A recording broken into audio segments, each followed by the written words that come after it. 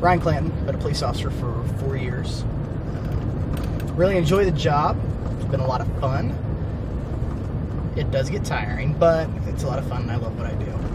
Right now we're going to check out a suspicious person that entered a vacant residence, and we're going to see if we can find him. We see a lot of drug crimes. They've recently increased a lot. So drug crimes is mainly what we're seeing, and property crimes and things of that nature.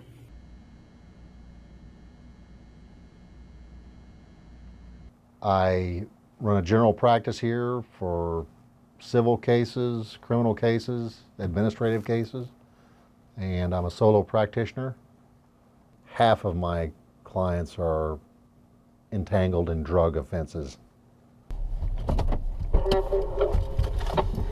We've made all drug crimes now misdemeanors. So things that did have a felony value are now misdemeanors. And we run into individuals every single day that we suspect are on some type of narcotic, whether it be marijuana, methamphetamine, or anything of that nature. It's an everyday occurrence.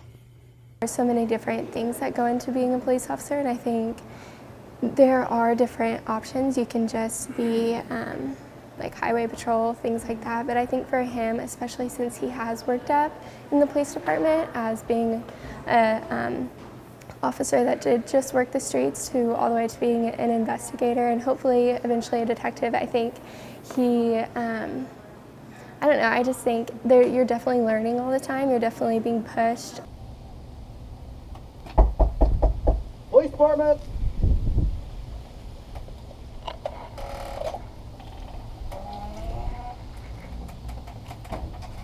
We give these offenders the option to pay a fine, and that's it, without seeking any type of treatment or help. A lot of these things, come from mental health issues. There's a lot of mental health issues in Oklahoma that go unnoticed or undiagnosed, and I think that if we focus a little bit more on our mental health and our reform there, we could definitely see changes within the drug community.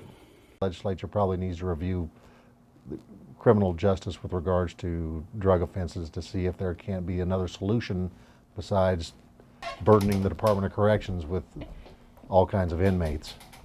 I would classify basically kind of two types of recidivism here. One is the people the defendants who basically just cannot straighten up honestly and come back time and time again. The other portion of those people are people who may catch themselves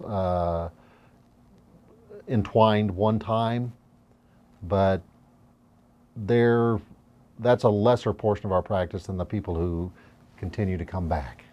I mean, you're going to have people who have been convicted of 20 different drug crimes versus someone who's been convicted of one. If there's one person, it's their first offense, then yeah, I think rehabilitation is the best way to go.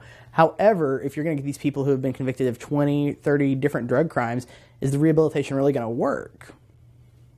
Who knows?